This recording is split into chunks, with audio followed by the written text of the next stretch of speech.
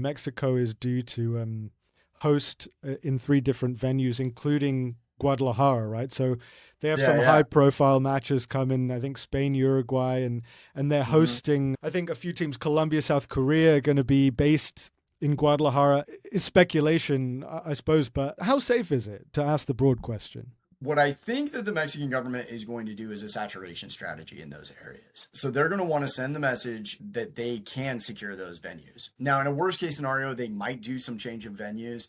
I would imagine that they would pivot to, say, Mexico City or Monterrey, where they've got other venues going. But I think that the most likely scenario, and this is, again, speculation and analysis on my part, is that the Mexican government is going to view this as a potential embarrassment if they don't do a saturation strategy where they have lots of National Guard. They're probably going to bring in lots of local police, but also lots of National Guard, which is a gendarmerie force. Kind of the idea of the National Guard was they had to solve the militarization problem, which was they were using the military for too much. So they created a law enforcement apparatus that had military capabilities. That's the National Guard force, but it really is kind of just direct lines of control through the military. So it's really just military force, but now with better legal justification in terms of law enforcement.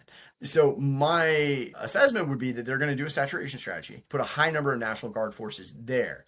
The question for that will be less will they be able to like secure those areas, and more what about the other areas that they have to pull troops away from or law enforcement away from, and what's going to happen in those other areas. So I definitely think it's going to be a matter of national pride for the Mexican government. They're going to want to secure all of that. Mexico City has the highest per capita number of law enforcement, like it's like an abnormal high per capita count. So even if they're just doing preventive policing and not like great investigative work, there's just a lot of just cops on the street deterring things.